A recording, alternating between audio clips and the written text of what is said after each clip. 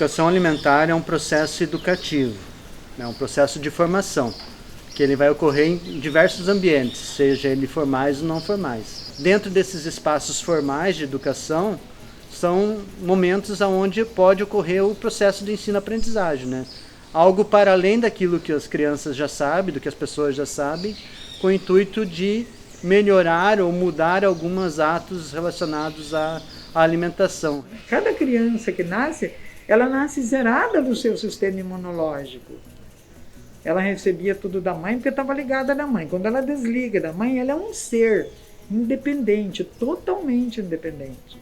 E aí o meio que ela vive, o que ela vai receber desse meio é que vai modelar. É muito mais fácil eu ter um hábito saudável quando criança e levar essa para a vida adulta do que chegar na vida adulta querer mudar um hábito não saudável. Alimento, movimento e pensamento. O alimento tem que ser saudável, o movimento é necessário.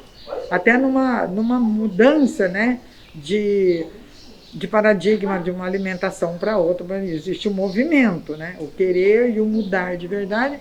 E o pensamento, que se ele não estiver de acordo com os outros dois, não vai gerar nada. Que a pessoa não deixa de comer excesso de gordura porque o médico falou. Ela tem que ter consciência, ela tem que pensar naquilo, ela tem que estudar o porquê é que ela está mudando. A mudança tem que vir de dentro dela. Aliás, tudo está dentro da gente. Já dizia, né, uma frase que todos nós ouvimos já de muitos anos atrás, nós somos o que nós comemos.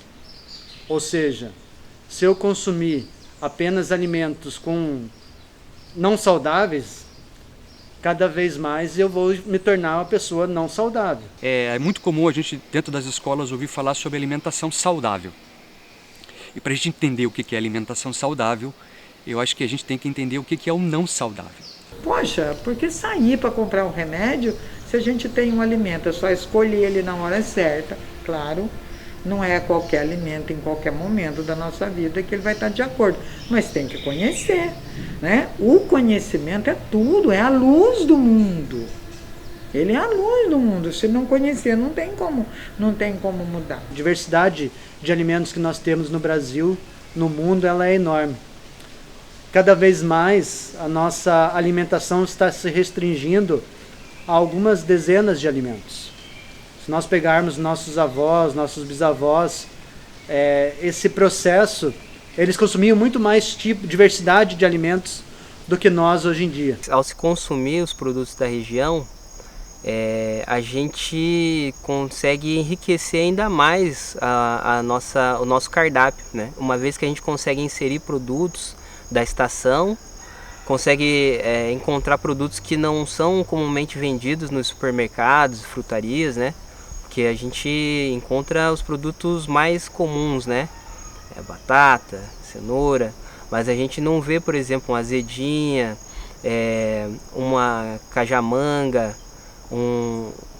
uma pitaia, que são produtos que a gente encontra aqui na região, como a jussara, né? Um produto riquíssimo, muito nutritivo, mas ele não está ainda disponível nas redes de mercado e também não com a qualidade, né, de você colher fresquinho, de você ter um produto aí recém-processado por esses agricultores. O discurso do capital, que rege a sociedade de consumo, ele com o tempo foi inserindo nos meios de produção uma ideia de que a gente teria que aumentar a produção de alimentos e produzir alimentos que fossem facilmente comercializados, rapidamente ingeridos. Cada vez mais a gente trabalhando, né, enquanto educador, com elementos que fazem parte da cultura local, né? Então, nós aqui no litoral, se nós trabalharmos com as frutas que são nativas daqui, com os vegetais que podem ser cultivados aqui no litoral, com a questão do consumo de pescados, né?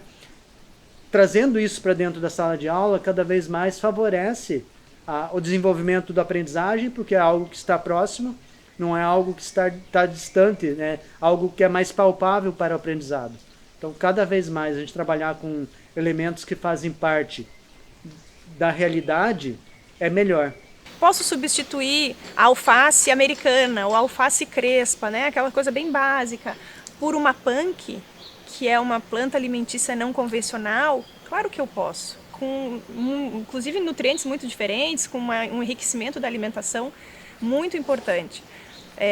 E a gente tem muitas flores comestíveis, tem, né, plantas que o pessoal conhece como Ora Pronobis, peixinho da horta, a própria azedinha, uma delas. Tem várias plantas possíveis da gente usar na culinária que mudam o cardápio do dia a dia, e são plantas regionais, que são plantas fáceis de encontrar, inclusive de produzir. É por meio da escola que a gente consegue desenvolver os hábitos saudáveis do consumo de alimentos, hábitos relacionados à higiene das crianças, né? Seja a higiene da lavagem das mãos, seja a higiene dental, outros aspectos que também vão interferir no estado nutricional dessas crianças futuramente ou enquanto estiverem na escola. Então, a escola é um espaço promotora de saúde, ela pode e deve ser cada vez mais utilizada como esse espaço. E aí a professora que dá aula de ciências mostra no livro, cobra do livro, mas não leva um maço de cenoura colhida da terra para mostrar para a criança. Não leva uma folhinha de Ora Pronobis e manda a criança mastigar, sentir aquela mucilagem dela e dizer que aquilo é bom. A produção do alimento na sociedade capitalista, ela não visa a nutrição do humano, o bem-estar do humano e a qualidade de vida do humano. Ela visa o lucro. Então, o alimento ele não está sendo produzido numa perspectiva nutricional, e sim numa perspectiva de geração de lucro. Porque o exemplo vem de casa, o exemplo vem da professora, do professor. Então não adianta eu falar para o estudante como a refeição lá da merenda, da alimentação escolar, se também o professor, o educador, a professora, né, ela não consome essa alimentação, né, não consome fruta, não consome verdura.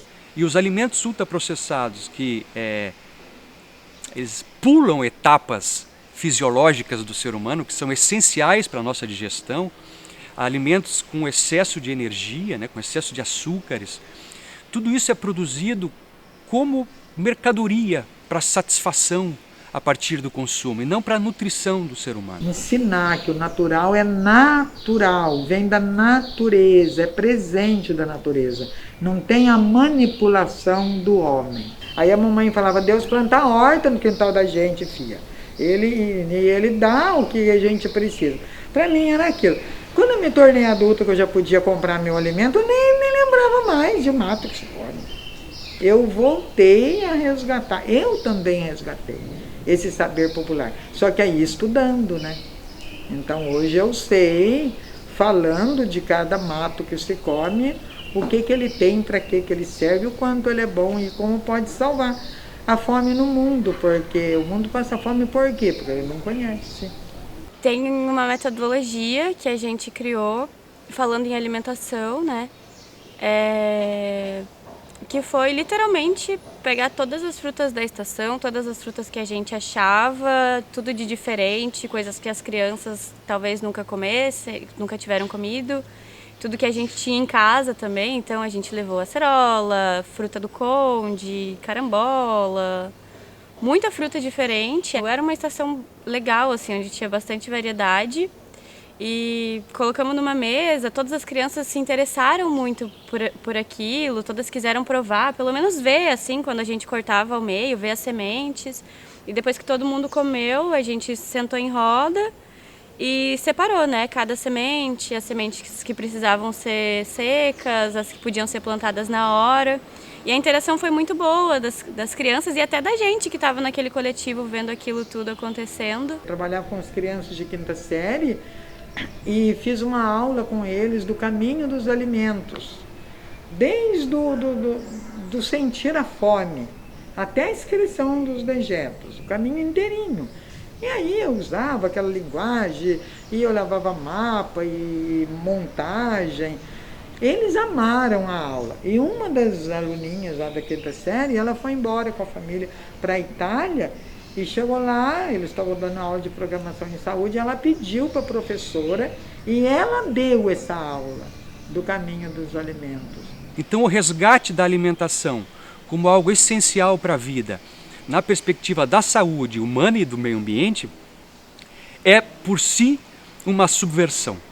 Então eu penso na educação agroecológica, tanto dentro das escolas, com todas as dificuldades que tem de você inserir essa temática dentro do currículo formal, mas também dentro dos espaços de educação informal e não formal, como uma possibilidade de apresentar para as crianças e para os jovens uma outra forma de viver, uma nova ontologia que não é essa do consumo, é uma ontologia do respeito às comunidades, à natureza em si e a si mesmo, porque quando a gente come algo que não é saudável, o que a gente está fazendo é reduzindo o nosso tempo de vida, e eu acho que a agroecologia tende a resgatar os tempos de vida também. Então eu penso que a agroecologia ela entra sim dentro do campo da educação como uma subversão a essa forma hegemônica de educar para o consumo. Chegando da natureza, trazem beleza e vão entregar. Já vem chegando da natureza, trazem beleza e vão entregar. Salve as caboclas e a natureza, que com certeza tem a mostrar. Salve as